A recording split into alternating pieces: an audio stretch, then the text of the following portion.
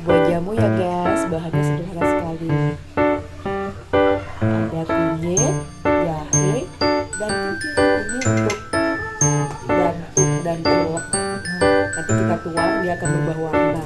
Dicampur di lemon dan madu. Tunggu ya. Sekarang kita tuangkan jamunya ya guys.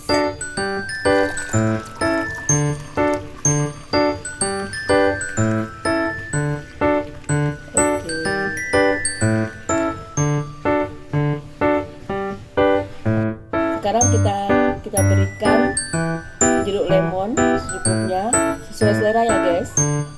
Nah, dia ketika diberi jeruk lemon akan berubah. Ini ada mengandung jeruk lemon, mengandung alkali ya, bagus buat kesehatan, buat batuk, pilek ya. Kemudian kita tinggal menambahkan madu. Oke, sebentar. Madu sesuai selera ya, ada perubahan kan warnanya? Lebih terang warnanya ya. Kita letakkan madu, tuangkan maksudnya. Diaduk. Jika kurang manis bisa ditambahkan ya. Oke, kita cicipin dulu enaknya. Seger guys. Selamat mencoba, sehat selalu. Demikian resep dari saya.